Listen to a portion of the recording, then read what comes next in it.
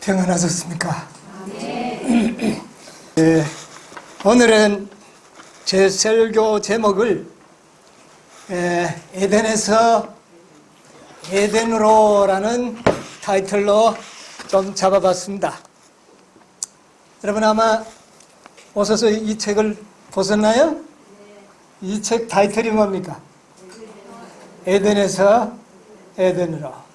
오늘 저는 이 두꺼운 책을 제가 1시간에 줄거리를 요약해서 여러분에게 좀 말씀을 드리고 함께 은혜를 받기를 원합니다. 우리 장로님께서 방금 낭독하신 말씀 우리 한번 보도록 하겠습니다. 히브리서 11장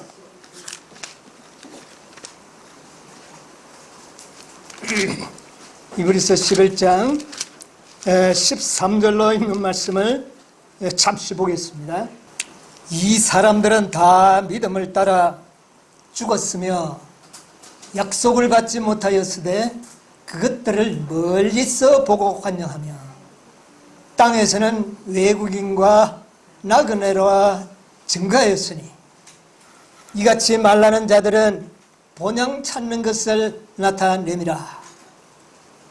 저희가 나온 바 본향을 생각하였다면 돌아갈 기회가 있으려니와 저희가 이제는 더 나은 본향을 사모하니 곧 하늘에 있는 것이라. 거기까지 보겠습니다. 지금 이 말씀을 하실 때 그 위에 보면 아브라함을, 우리의 믿음의 조상 아브라함을 이야기하면서 이 말씀을 하셨습니다. 여러분, 아브라함은 본래 나그네였습니까? 아니었어요. 갈대아 우르에서 부자로 잘 살고 있었습니다. 그런데 하나님께서 그곳에서 어떻게 했어요? 나오라 해서 불러내가지고는 일평생을 어떻게 살게 했었습니까? 나그네로 살도록 했습니다. 여러분, 이 아브라함은요, 오늘 여러분과 저에게 놀라운 하나님의 구속의 섭리를 보여주시기 위해서 아브라함을 고생을 아주 직사게 시켰습니다. 일평생을 나그네요, 외국인과 같이 살도록 만들었습니다. 갈대아 우르의 맨션에서 살던 그 사람을 정말 장막을 짓고 일평생을 사는 나그네 생활을 살도록 했는데, 여기 보니까 그렇게 해놓고는 본향을 그리워하도록 만들었는데, 아브라함이 그리워하는 본향은 어디였습니까? 나온 바 본향이 아니고 더 좋은 본향. 어디에 있는 본향? 하늘에 있는 본향을 사모케 하셨다, 그렇게 했습니다. 여러분, 우리의 본향이 어디입니까? 하늘이에요? 본향이 뭐가 본향이라고 합니까? 옛날 어른들이 네 본관이 어딘고 그래요. 본관이 뭐예요? 본향이라는 말입니다. 조상들이 태어난 곳, 그리고 내가 태어나서 자란 곳, 이것이 본향이에요. 그런데 이 본향의 의미는 더 깊은 뜻이 있어서 우리 조상들이 태어나고 살았던 곳을 본향이라 그렇게 이야기해요. 그런데 여러분 자꾸 하늘의 본향이라 그러는데, 여러분 언제 하늘에 살았습니까? 하늘에 살아본 적 있어요? 이게 또 우리 영국 형제는 얼마나 잘하는지. 예, 우리의 조상이 어디에 살았습니까? 어디 우리 조상이 하늘에 살았습니까?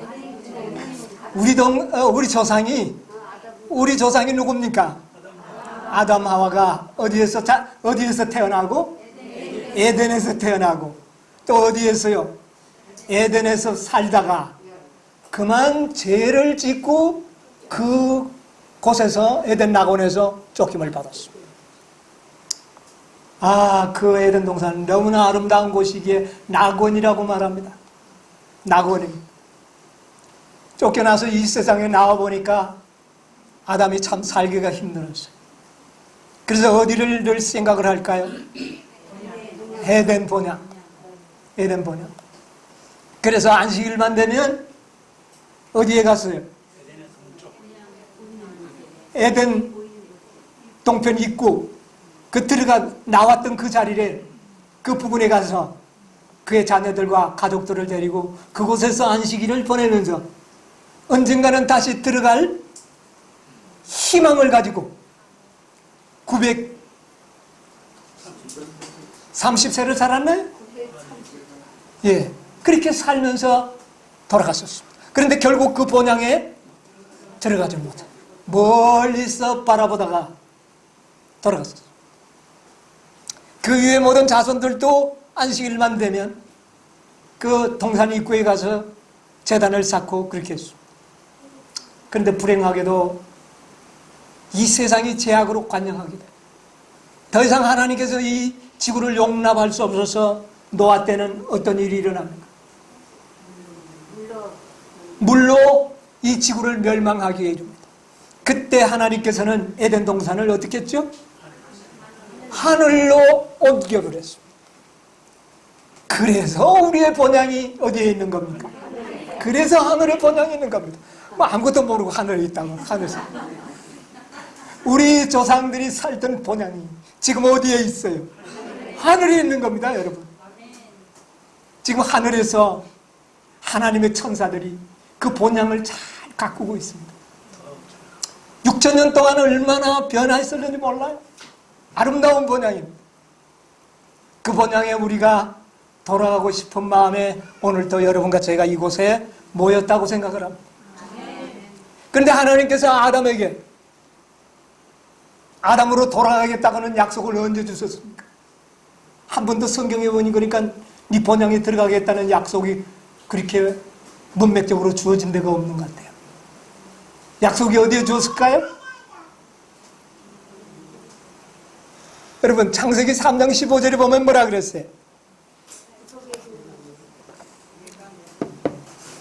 뭐라고 이야기를 했죠? 너는 누구라고요? 내가 너로 마귀로 여자의 후손과 원수가 되게 하리니 여자의 후손은 너의 머리를 상하게 할 것이야. 너는 그의 그래서 이 뱀의 머리가 상해지고 뱀이 죽으면 너는 이 본향을 다시 찾을 수 있다. 누가 죽어야 된다고요? 머리가 상해버린 이 뱀이 죽어야 되는 거예요. 뱀이 죽기 전에는 우리는 우리의 본향을 어떻게 해요? 더 이상 들어갈 수가 없습니다. 여러분 뱀의 머리를 예수님께서는 이미 상하게 했습니다. 그런데 다시 한번 이 뱀의 머리를 상하게 할 것이라고 그랬어요. 무엇을 통하여? 교회를 통하여 다시 한번 이 뱀의 머리를 상하게 하면 그때는 뱀이 어떻게 될까요? 죽게 되는 것입니다. 그러면 우리는 어디를 가게 될까요? 우리의 본향으로 가게 될 것입니다. 여러분 뱀이 죽어야 돼요. 무엇을 통하여? 교회를 통하여. 하나님의 참교회를 통하여. 참교회를 통하여. 여러분 그 참교회가 어느 교회입니까? 여러분이요 이 뱀의 머리가 완전히 죽도록 되기 위해서는 14만 4천인들의 수야가 채워지면 뭐가 채워지면? 14만 4천인들의 수요가 채워지면 교회가 완성이 됩니다. 하나님의 참교회가 완성이 돼요. 이 교회가 사단의 머리를 어떻게 해요? 부숴버리는 것입니다. 그러면 우리는 어디를 갈 수 있어요? 이것이 하나님의 구속의 경륜입니다. 이 지상에서 뱀의 머리를 부술 수 있는 교회가 나오기 전까지는 그 어떤 사람도 본향에 갈 수가 없습니다. 여러분 이거 기억하셔야 돼요. 우린 장로교인들이 아니잖아요. 죽으면 천당을 가고 지옥에 가는 사람들이 아니고 누가 오셔야만 됩니까? 예수 그리스도가 이 땅에 오셔야만 되는 것입니다. 예수님이 이 땅에 오시도록 하기 위해서는 어떻게 해요? 14만 4천인의 수요가 채워지고 완전한 교회가 완성이 될 때, 그를 통하여 야곱의 환난을 통과하여 사단의 모든 거짓이 완벽하게 증명이 될 때, 그때야 비로소 사단의 머리가 부서지는 것입니다. 그때 예수님께서는 우리를 데리러 이 땅에 오시는 것이죠. 여러분, 그 일을 위하여 지금 하나님께서는 당신의 백성들을 준비시키고 계신 것입니다. 여러분, 본향에 가기를 원합니까? 요즘 같으면 더 가고 싶어요. 저는 요즘 굉장히 가고 싶습니다. 저희 하나님께서는 이 본향을 그리워하도록 하려고 제 육체를 상당히 피곤하게 만듭니다. 하나님께서. 그래서 하루를 지나면 푹 한숨을 쉬면서 잠자리 들 때 참 행복합니다. 여러분, 이제 이 본향이 우리에게 매우 가까웠다는 것을 이 세상의 모든 징조와 사건들이 보여주고 있지 않습니까? 희망을 가지시기 바랍니다. 가나안에 들어가기 전에 40년을 광야를 돌고 왔을 때 물이 떨어졌어요. 이스라엘 백성들이 곤고했습니다. 힘이 들었어요. 그런데 그때 그들은 어떻게 했습니까? 불평불만을 하다가 모두가 다 어디에 물려버립니까? 전부 불뱀에게 물립니다. 여러분, 불뱀에게 물리지 않게 되기를 간절히 바랍니다. 물이 마력이 되고 고통이 그들에게 임박한 것을, 이제 곧 어디에 들어가겠다? 가나안에 들어가겠다는 것을 보여주는 확실한 징조였습니다. 그런데 사람들이 눈은 똑같아도 보는 것이 달라요. 모세는 그것을 봤습니다. 갈렙은 그것을 보고 여호수아는 그것을 볼 수 있었어요. 그러나 다른 백성들은 보지 못했어요. 여러분, 고향을 쫓겨나온 자들은 참 불행합니다. 여러분, 또 성경의 믿음의 노독 가운데 보면 고향을 떠나와서 고생을 무척 한 사람이 있습니다. 여러분, 좀 기억나는 사람이 있습니까? 여러분들 참 눈치가 빠른데 야곱입니다. 여러분, 이 야곱은요, 고향에 잘 아버지 어머니 모시고 잘 사다가 그만 어느 날 더 이상 고향에 있을 수가 없는 그런 형편이 됩니다. 뭐 때문에 그랬습니까? 이 야곱이 무난히 살았으면 좋은데 뭐를 탐내다가 그 장자권이 뭔지, 그 장자권을 갖고 싶어가지고 급기야는 연구를 하다가 아무리 연구를 해도 방법이 없어요. 그래서 한 가지 구하는 일이 뭡니까? 형이 저 사냥 갔다 와서 허기가 가장 극도에 달했을 때 그 앞에서 맛있는 팥죽을 쓰면서 팥죽을 좀 달라 하니까 어떻게 해요? 형 장자권을 나에게 달라. 그렇게 해서 팥죽 한 그릇에 장자권의 명분을 어떻게 합니까? 이거는 거의 탈취하는 겁니다. 이건 정상적인 방법이 아닙니다. 그걸 탈취했어. 그리고는요, 나중에는 누구를 속입니까? 아버지를 속입니다. 속이다가 덜키면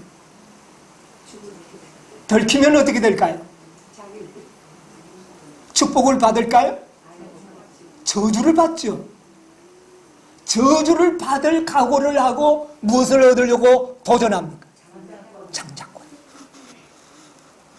여러분, 장자권이 뭡니까? 도대체 이 야곱은 그 장자권을 얻으려고 형에게 탈취하고 아버지를 속이는 엄청난 죄를 짓고 결국은 그 장자권을 얻게 됩니다.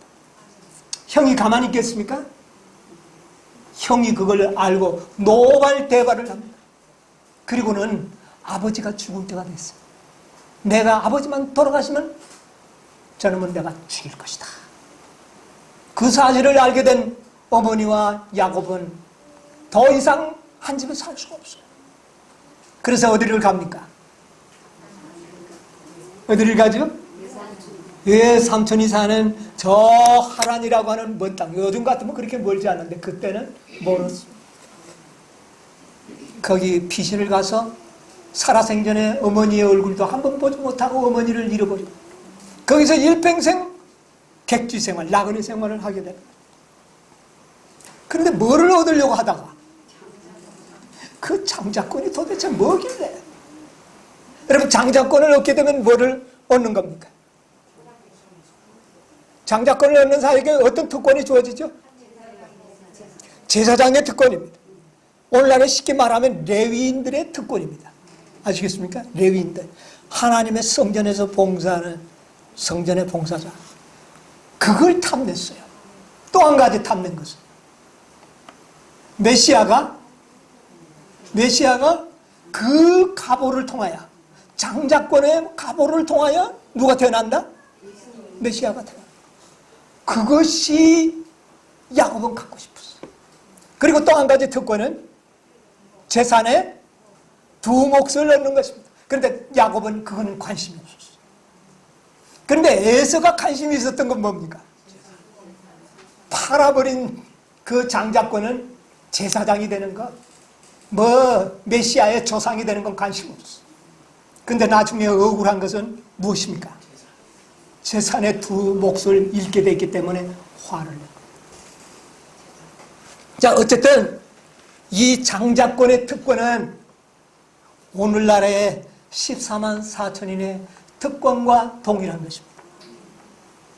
이스라엘의 장자들이 결국은 어느 지파에게 그 특권이 옮겨갔습니까? 레위 지파에게 옮겨갔습니다. 그렇기 때문에 이 장자권은 바로 레위 지파, 곧 14만 4천인의 특권을 상징합니다. 레위 지파 14만 4천인은 하늘 성소에서 봉사할 특권, 레위 지파의 특권이 있죠. 계시록 7장 15절에 보면 그들은 밤낮 하나님의 성전에서 봉사할 것이라고 이야기합니다. 그 다음에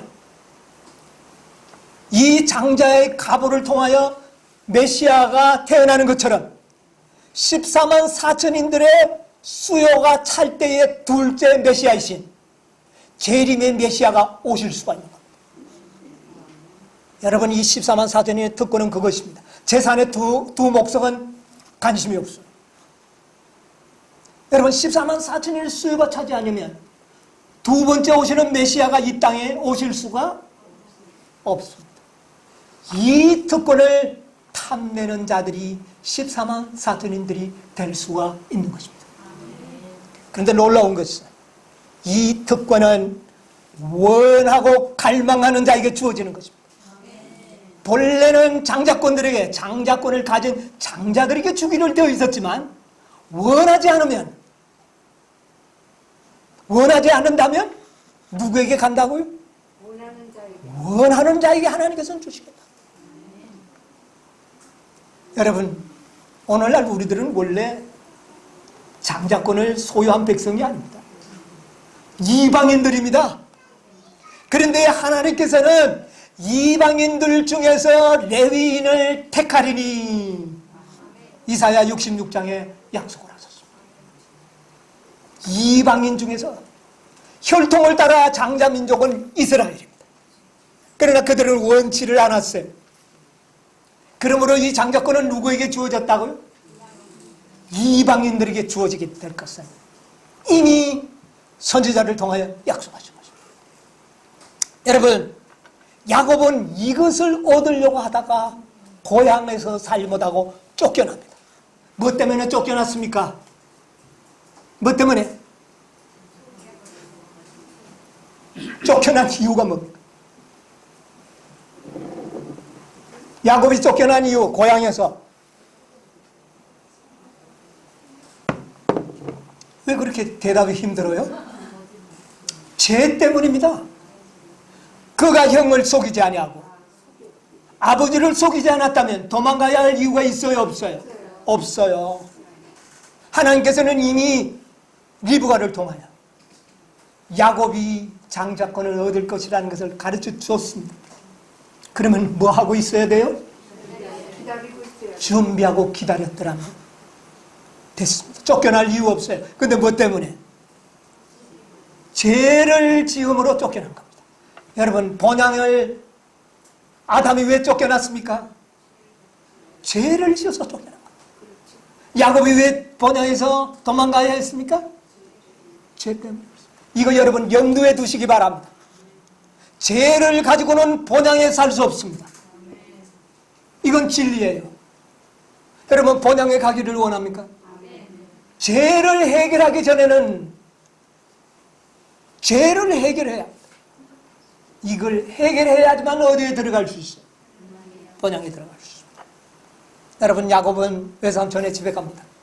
창세기 29장 13절로 20절까지 보면은요, 처음에 도망을 갈 때 가다가 중간에 기진맥진해서 돌 베고 자는데 밤에 하나님께서 함께 꿈에 나타나셨는데 무엇으로 보여주셨습니까? 사단이다. 하나님이 버리실 줄 알았는데 꿈에 보니까 자기를 버리지 않았다는 거예요. 꿈에 일어나서 하나님께 감사의 기도를 드리는데 하나님께서 말씀하시기를 네가 다시 고향으로 돌아오리라. 네가 내 말을 청종하고 내 말을 청종한다면 다시 고향에 돌아올 것을 약속을 합니다. 그 약속을 받은 야곱은 용기가 얼마나 나는지 조금 전까지만 해도 곧 기진맥진해서 쓰러질 수밖에 없었는데 용기를 가지고 일어나서 외삼촌 집에 가서 외삼촌을 만났어. 처음에는 잘 살았어요? 못 살았어요? 처음에는 잘 살았어요. 외삼촌이 환영했나요? 29장 읽어보세요. 외삼촌이 나와서 목을 끄고 아주 생길이 왔다고 좋아서. 그 가보니까 또 누가 있어요? 예쁜 또 동생이 있어요. 얼마나 좋은지. 7년을 뭐 했다고요? 7년을 연애하면서 하루같이 꿈같은 세월. 그때까지는 좋았어요. 타양살이. 그래서 7년을 종살이하고 이제 라헬에게 결혼을 하는 날입니다. 그날 첫날 밤에 결혼을 해서 첫날 밤에 들어갔는데 그 밤에 어떻게 돼버렸습니까? 세상에 라헬이 들어왔는 줄 알았는데 보니까 누가 들어왔어요? 좋아하지도 않는 레아가. 그걸 언제 알았어요? 아침에 읽어보니까 레아라. 이때부터 야곱은 꼬이기 시작했습니다. 이때부터 야곱이 꼬이기 시작했습니다. 그래서 항의를 해서 그래서 자기가 원치 않았지만 두 아내의 남편이 됩니다. 두 아내의 남편. 야곱이 원한 겁니까? 아니었어요. 이거 하나님의 섭리를 이루려고 그런 일이 하나님께서 해버렸어요. 그 다음에 두 아내를 데리고 살다가 보니까 가정이 평온했습니까? 막 싸우는 통에 결과적으로는 아내를 몇 가지 얻게 됩니까? 아내를 4명을 얻게 됩니다. 여러분, 이 얼마나 가정생활이 복잡했겠어요? 야곱이 원한 겁니까? 아니었습니다. 이것은 오늘날 여러분과 저에게 구속의 섭리를 보여주시기 위해서 하나님께서 그렇게 섭리하셨다고 봐야 하는 것입니다. 나중에 거부가 됩니다. 이 야곱이. 여러분 창세기 30장 하나 읽고 좀 지나가야 되겠습니다. 창세기 30장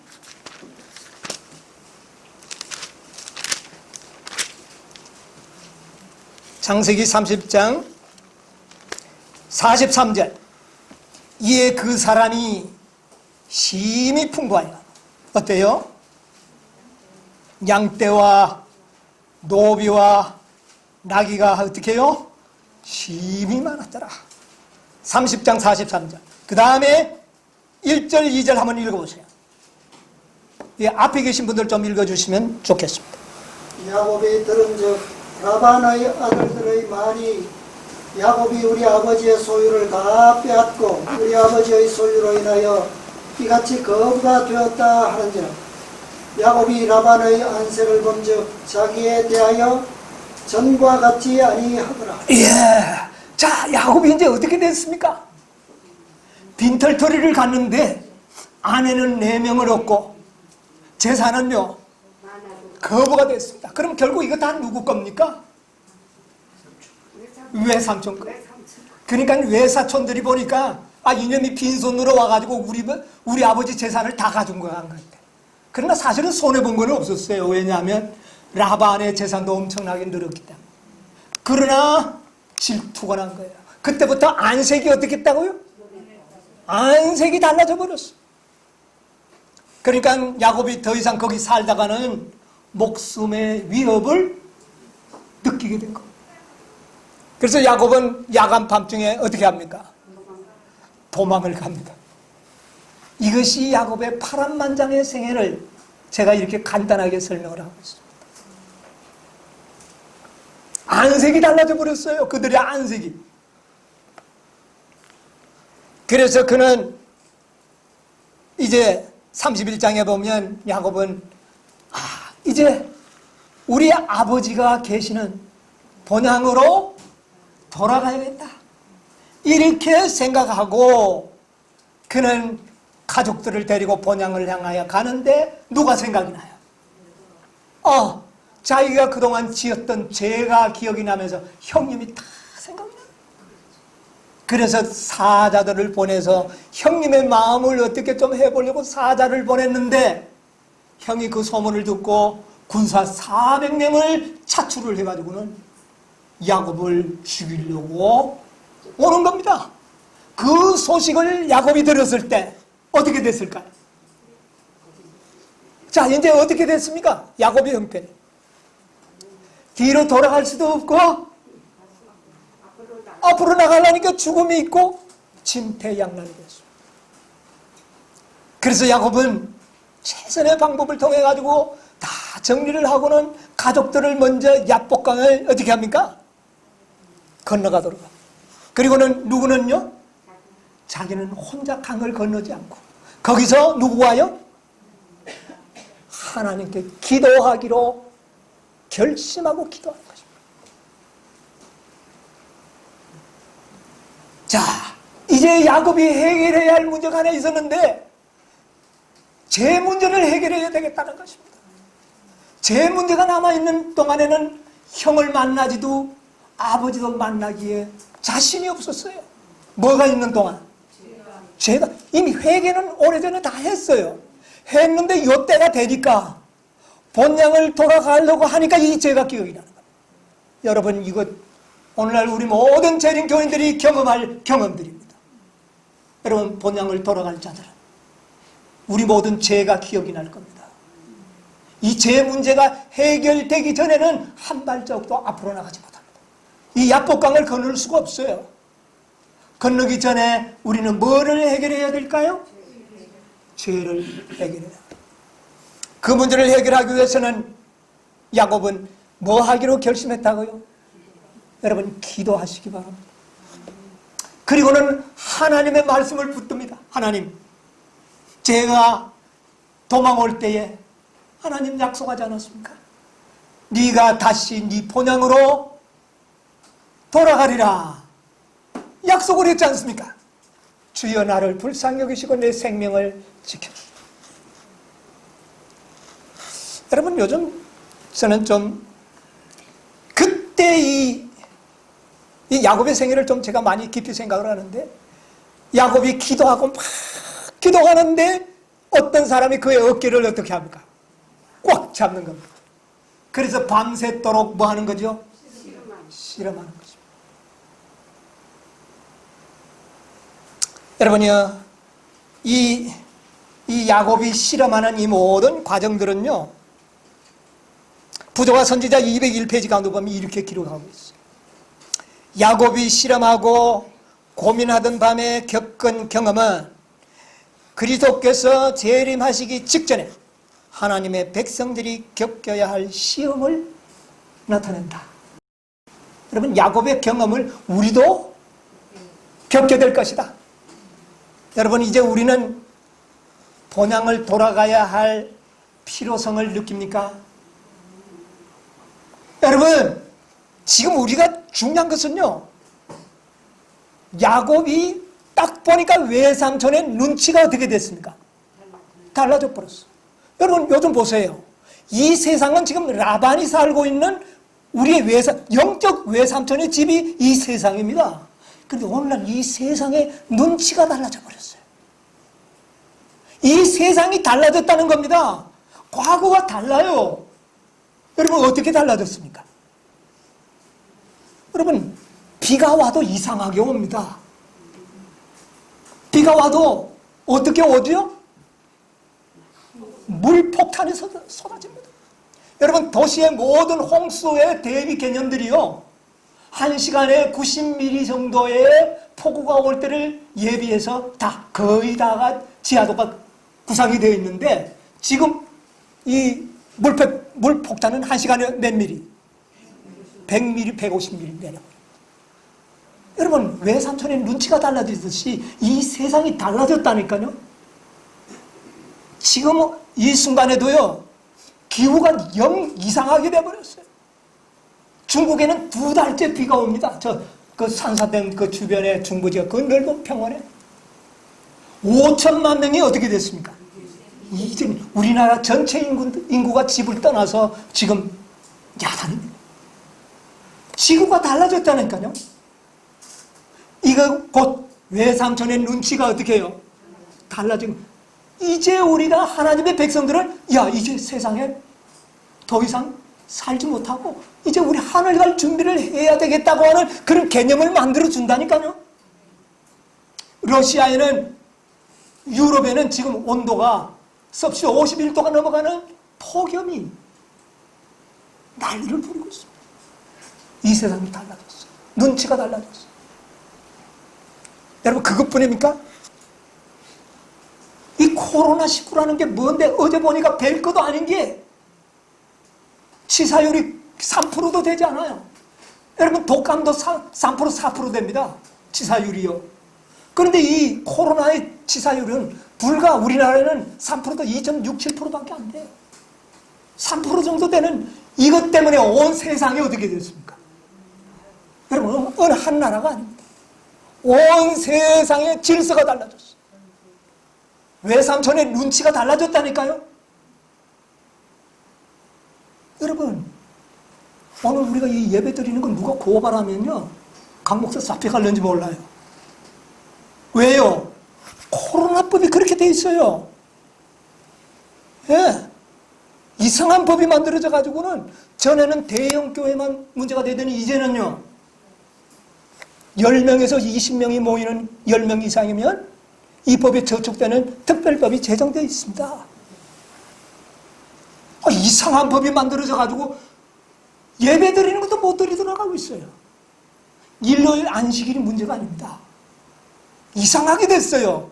눈치가 이거 뭐 도저히 이 세상에 살 수가 없는 세상이 됐어요. 누가요?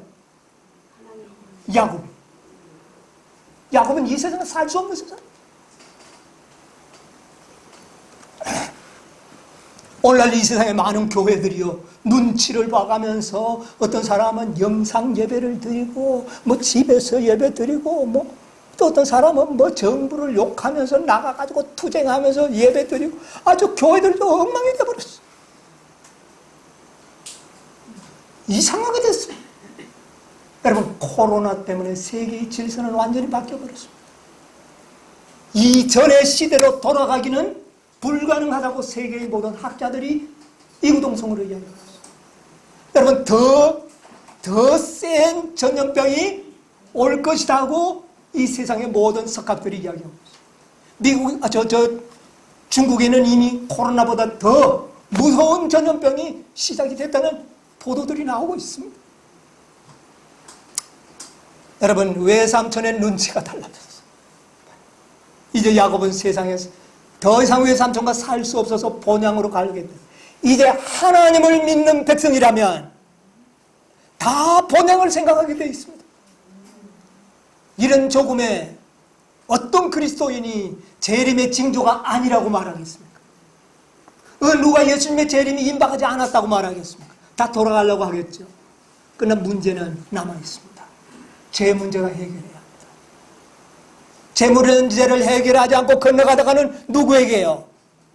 우리 형님에게 죽는 겁니다. 제 문제 해결해야 돼요. 여러분, 진퇴양난입니다. 자,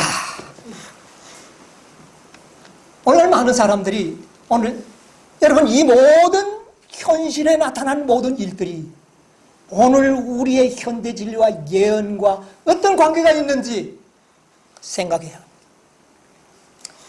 오늘도 지금 안식일에 교회 가지 않고 집에서 예배드리는 사람들이 참 많았어요. 내일도 일요일에 교회 가지 않고 집에서 예배드리는 사람들이 많았어요. 자, 여러분, 우리는 어떻게 해야 되겠습니까? 우리는 어떻게 해야 될까? 앞으로 우리 10명 이상 모이는 교회는 회집이 금지당하는 법이 발동이 되면 우리는 어떻게 해야 될까?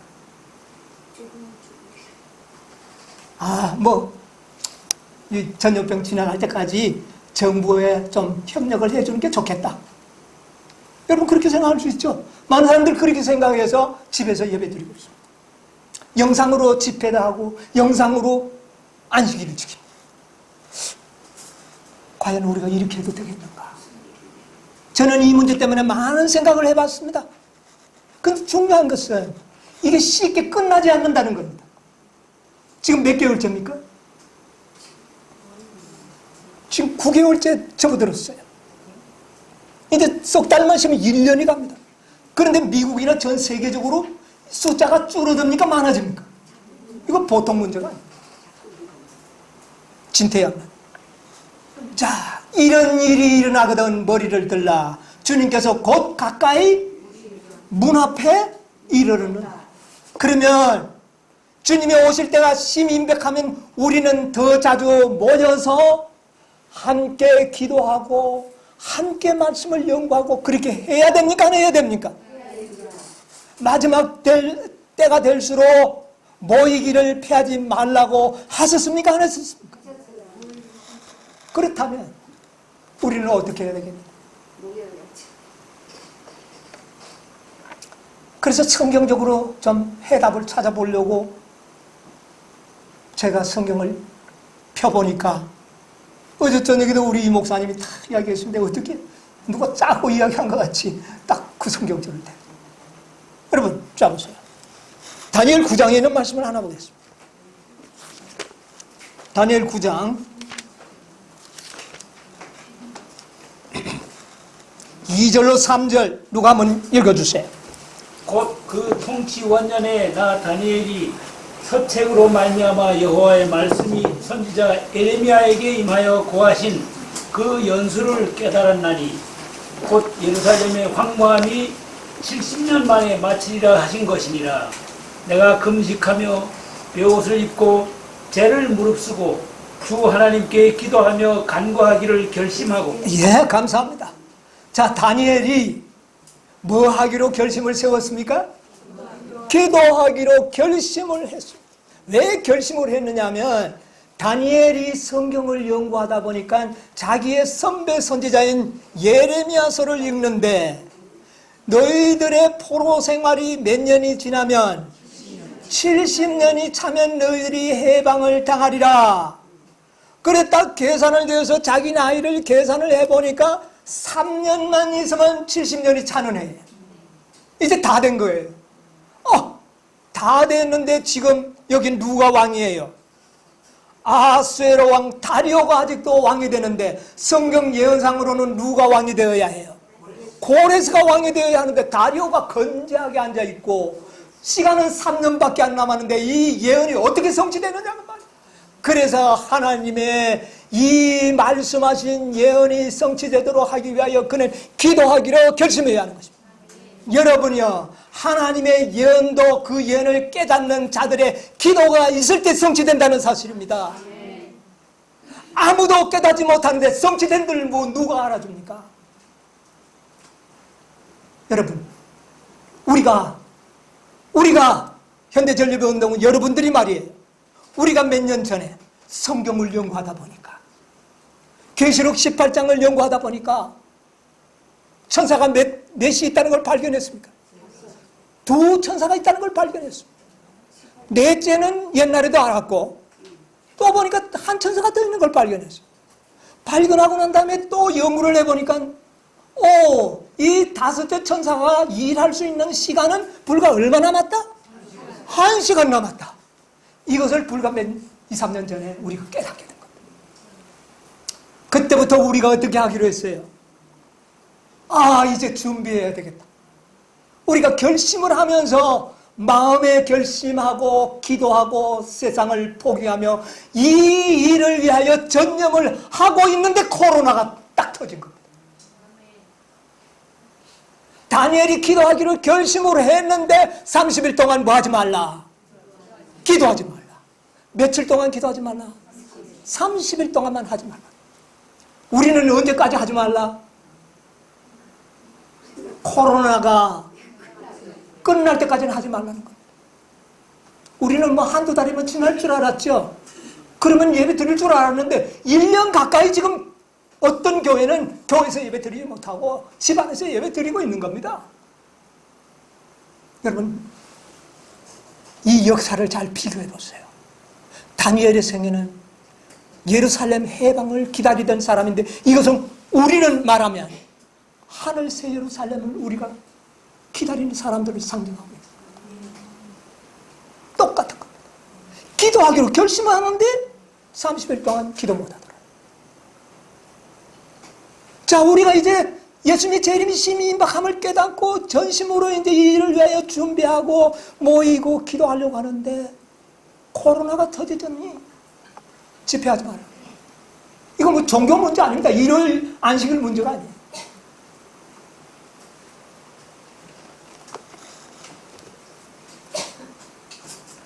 자, 그런데 6장에 보니까 6장에 보면 7절에 30일 동안 뭐 하지 말라 그랬죠? 기도하지 말라. 그랬는데 10절에 보니까 다니엘이 우리에게 해답을 주고 있습니다. 어떤 해답을 줬습니까? 10절 한번 크게 읽으시죠. 다니엘이 이 조서에 의인이 지킨 것을 알고도 자기 집에 돌아가서는 광야의 예루살렘으로 향하여 열린 창에서 전에 행하던 대로 하루 3번씩 무릎을 꿇고 기도하며 그 하나님께 감사하였더라. 예. 자, 다니엘이 그 법령이 내린 것을 알았습니까? 몰랐습니까? 알았습니다. 다니엘이 평소에 기도할 때 예루살렘을 그리워하면서 그쪽에 창문을 활짝 열어놓고 무릎을 꿇고 기도했습니다. 자, 법령이 났으면 문을 좀 닫고 기도하면 어떡하냐? 여러분, 그렇지 않아요? 문을 닫고 하면 기도하는지 안 하는지 누가 알아요? 그런데 다니엘은 어떻게 해요? 전에 하던 대로. 전에 하던 대로 창문을 열어놓고 기도했습니다. 다니엘이 지혜가 너무 없는 것 같아요. 그 창문을 닫아놓고 꼴방에 들어가서 하나님께 기도하면 하나님 안 들으시나요? 그러나 다니엘은 어떻게 했다고요? 전에 하던 대로. 전에 하던 대로. 여러분이요, 전에 하던 대로 우리가 신앙생활 하는 것은 마음을 강하게 하고 담대하게 하지 않으면 전에 하던 대로 우리는 할 수 없습니다. 전에 하던 대로 하는 것이 얼마나 힘든지 아십니까? 앞으로 그렇게 세상이 변화될 것입니다.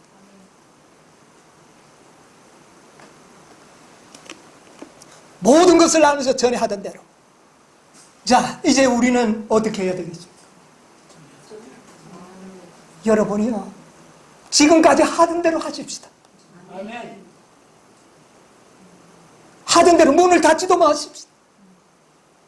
정부를 향하여 데모도 하지 마십시다. 그저 우리가 하던 대로. 안식일 되면 조용히 교회 가서 하나님께 예배드리고 경배하고 전에 하던 대로 하는 것이 정답입니다. 아멘. 이게 정답이에요. 특별하게 하라고 하나님 요구하지 않습니다. 전에 하던 대로 하는 거죠. 여러분, 일요일 법령이요, 종교적인 법으로 법령이 내리지 않습니다. 여러분, 우리가 지금 핍박당하는 것이 종교적인 법입니까? 아니에요. 코로나 전염병 때문에 만들어진 특별법에 의해서 우리가 저촉이 되는 겁니다. 그래서 엘렌 G 화이트도 그때 당시에서는 무슨 음주운동과 같은 그런 어떤 운동으로 우리에게 핍박이 올 것이다. 근데 음주운동은 예를 든 것이지 꼭 그렇게 된다는 말이에요. 그러니까 종교적인 법으로 압력이 오는 것이 아니라는 겁니다. 처음에 우리에게 핍박이 올 때. 그런데 우리가 전에 하던 대로 하면 어떤 일이 일어나는가? 여러분이요, 앞으로 이 핍박을 견딜 수 있는 교회가 얼마 되지 않을 것입니다. 다 문을 닫고 가정에서 예배드릴 것입니다. 그런데 끝까지 이것을 고수하는, 전에 하던 대로 하는 무리가 있을 겁니다. 이들이 참 백성이 될 것입니다. 전에 하던 대로 하는 백성이 참 백성이 될 것입니다. 그때에 우리같이 이름 없는 사람들의 이름들이 라디오에, 텔레비전에, 인터넷에 오르내리게 될 것입니다. 오늘 제가 이 자리에서 보니까 앞에 훌륭한 사람 한 사람도 없어요. 세상에 유명한 사람 한 명도 없고, 뭐 저를 비롯해서 이 세상에 존재가 있는지 없는지도 모르는 사람들만 이곳에 모여 있습니다. 현대 진리가 뭔지 들어보지도 못했습니다. 그들이 있는지 없는지 누가 압니까, 여러분이요? 우리 존재를 아는 사람이 누가 있습니까? 없어요. 극히 적은 무리들이 현대 진리 뭐 다섯째 천사 전하는 사람들이 있더라 정도 알는지 뭐. 여러분, 앞으로 우리가 어떻게 될 것을 여러분 미래의 예언을 오늘 여러분에게 제가 말씀드리는 거죠. 전에 하던 대로 하면 여러분과 저는 유명 인사가 될 것입니다. 여러분, 저 일요일교회 어느 한 교회가 일요일에 고집스럽게 집회를 한다고 정부를 향하여 막 항의를 하는 교회가 하나 있죠. 그 교회가 신문과 라디오에 대서특필되고 있죠. 그런데 그 교회는 큰 교회예요. 돼요. 그런데 앞으로는 우리가 그런 대상이 될는지 모릅니다. 다 쉬는데 요 조그마한 무리들, 이들이 전에 하던 대로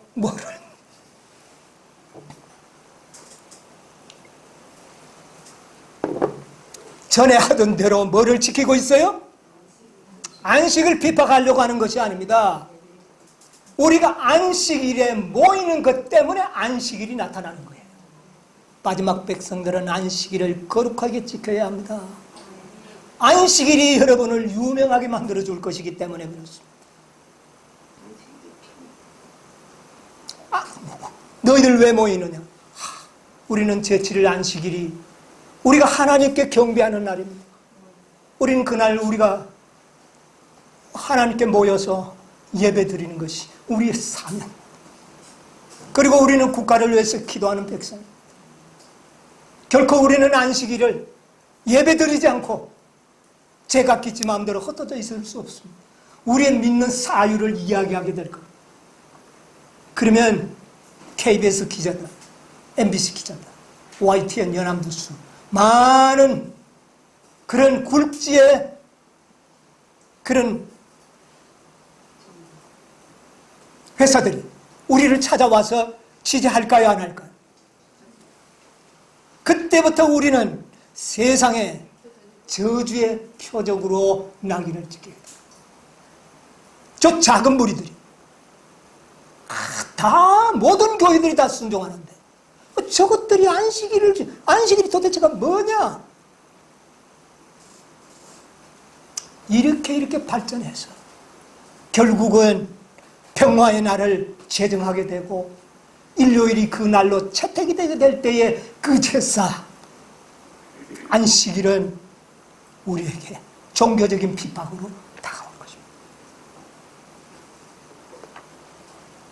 우리의 믿는 진리가 여러분, 이 세상에 지금 설교들이요, 재림교회 유명한 목사들 설교하면 10만 명, 20만 명 구독자가 있습니다. 많이 늘어나. 옛날에 몇 년 전만 해도 안 그랬습니다. 근데 많은 구독자, 이거 대단히 놀라운 일이에요. 이거 예언의 성취입니다. 이 세상은 경고의 기별을 들어야 합니까? 아닙니까? 들어야 합니다. 모두가 다 듣게 됐습니다. 그런데 우리 기별은요? 우리 기별은 몇 명이나 듣던가요? 그렇게 애를 써서 올려놔도 100명 넘기기가 그렇게 힘들어요.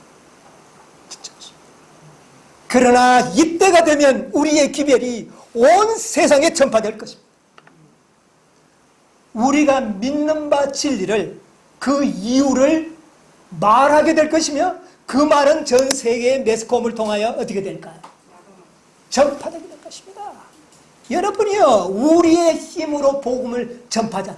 우리가 준비되기만 하면, 우리가 전과 같이 신앙을 하기로 결심하기만 한다면 주님께서 우리를 통해서 온 세상에 복음을 전파해 버릴 것입니다.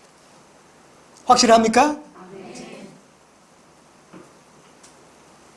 다니엘의 세 친구들이,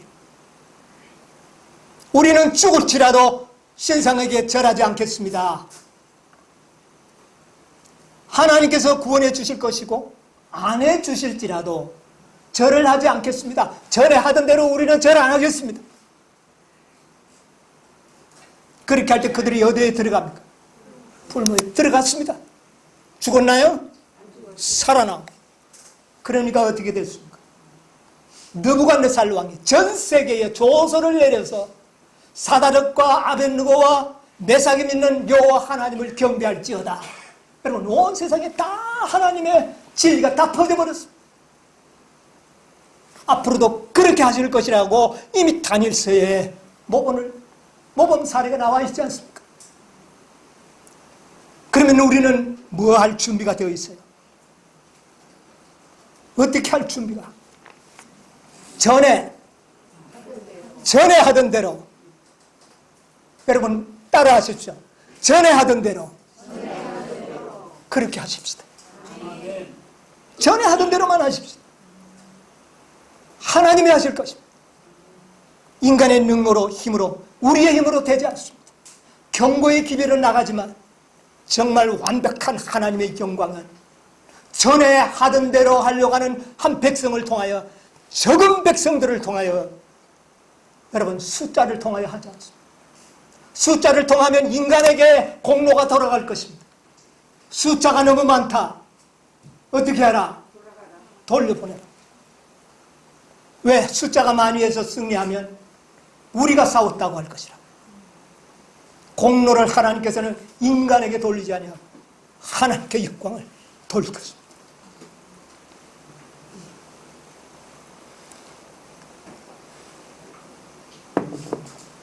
야곱은 자기 식구들을 먼저 강 건너 보내놨어요. 그리고 혼자 강 건너 한쪽에 남아서 기도한. 여러분 이게 무슨 뜻인지 아십니까? 여러분 헤일 수 없는 무리는 이미 강 건너가 있습니다. 헤일 수 없는 무리는 우리의 가족들이에요. 구원받은 가족들이에요. 그들은 흰 옷을 입고 강 건너편에 이미 갔습니다. 본향에 갔어요. 그런데 누구만이 남아있습니까? 야곱만 남아있어요. 누구만 남아있어요? 14만 4천인만 아직 건너가지 못하고 있는 거예요. 이게 현실이요 구속의 경륜입니다. 야곱은 건너지 않고 무엇을 해결해야 할? 죄를 해결해야 할 문제가 남아있는 거예요. 여러분 14만 4천인들은 뭐를 해결하는 사람들이에요? 죄를 해결해야 하는 사람들이에요. 여러분 계시록 6장 11절에 보면 그 다섯째 천사의 인을 떼니까 죽은 자들이 뭐라 그랬어요? 언제까지 우리의 소원을 들어주지 않겠습니까? 그러니까 뭐가 찰 때까지? 너희 동무들의 수요가 찰 때 기다리라. 그들에게 뭐를 줬다고요? 흰옷. 흰옷은 뭡니까? 구원의 상징입니다. 여러분 그들은 이미 조사심판 다 받았습니다. 죽은 자들은 조사심판 받았어요. 구원 얻은 자들은 무엇을 입었을까요? 흰옷을 입었죠. 그들은 강 건너 있습니다. 강 건너 있어요. 근데 누구만이? 야곱. 뭐를 해결하기 위해서? 14만 4천인은 죄를 해결해야 할 사람인 것입니다. 그래서 성령의 중보도 그리스도의 중보도 없는 그런 시련을 통과하게 해서 죄가 완전히 아사셀 양에게 뒤집어 씌워질 때까지 야곱은 그 일을 위하여 기도하는 것입니다. 우리가 해야 할 사명. 이 일을 어떻게 이뤄낼까요? 어떤 방법으로? 전에 하던 대로 하시게 되기를 바랍니다. 전에 하던 대로 하십시오. 그러면 주님께서 이루어 버리실 것입니다. 어떤 어려움이 오더라도 전에 하던 대로 하시게 되기를 바랍니다. 그렇게 하면 주님이 이루어 나가실 것입니다. 야곱이 기도할 때 주님께서 다 이루었습니까? 이루지 않았습니까? 다 이루었습니다. 이 역사가 지금 여러분과 저에게 주어진 사명.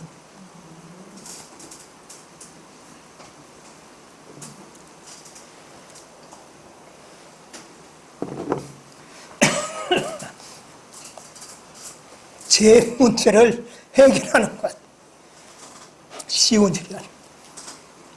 야곱이 기도하다가 나중에 싸우는 대상자가 야곱의 환도뼈를 어떻게 합니까?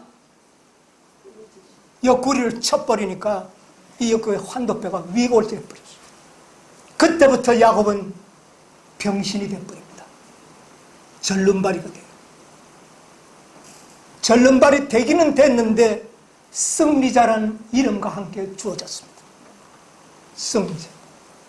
하나님과 싸워서 이겼다는 칭호를 받게 될 겁니다. 여러분, 전에 하던 대로 우리가 살게 되면 야곱처럼 병신이 될 겁니다. 여러분, 각오하실랍니까? 절름발이가 되고, 예를 들면 이 세상에서 조롱의 대상이 될 것이고 비난의 대상이 될 것이고 멸시받는 백성이 될 것이란 말입니다. 뭐대로 하면? 전에 하던 대로 우리의 신앙생활을 하게 됩니다. 이것이 각오되어야 한다는 사실을 여러분의 야곱의 생애를 통하여 이렇게 소상하게 우리에게 지금 보여주고 있는 것입니다. 여러분, 우리의 예언은 현재와 내지는 미래를 보여주는 예언들입니다. 이것보다 더 자세히 보여주는 어떤 예언이 있을 수 있을까요? 이것보다 단순한 방법이 어디 있을까요? 뭐대로만 하면? 전에 하던 대로만 하면 여러분이 지금부터 전에 하던 대로 지금까지 하던 대로 안식일을 거룩하게 한번 지켜봅시다. 안식일은 우리를 성화시키는 표징이 될 것입니다. 그 외엔 주님께서 이루실 거예요. 여러분, 제 문제만 해결하면 우리는 어디로 돌아갑니까? 우리의 본향으로 돌아갑니다. 제가 짧은 시간이지만 에덴에서 에덴으로 돌아가는 모든 방법과 길들을 다 제시한 것 같습니다. 방법은 전에 하던 대로 하라는 겁니다. 그대로만 하면 이루실 것이라. 여러분, 이 책을 많이 전파해 주시기 바랍니다. 우리가 전하는 모든 기별이 이 속에 다 들어있습니다. 어떻게 우리가 믿음을 어떻게 준비해야 될 것이며 또 우리가 꼭 알아야 할 예언들, 표상들 모두가 다 들어있습니다. 이 한 권 책에 다 들어있습니다. 이 한 권만 제대로 필독한다면 정말 놀라운 진리를 발견하게 될 것입니다. 여러분들을 사랑하는 영혼들에게 이 기도를 널리 전파해 주시기 바랍니다. 아무쪼록 우리 에덴에서 에덴 본향에서 함께 만나게 되기를 바랍니다. 여러분, 그 에덴 동산은 너무나도 아름답게 단장되어 있을 겁니다. 그때 우리 주님께서 우리를 에덴으로 인도하시고 생명과일을 따서 우리에게 먹여주실 것입니다.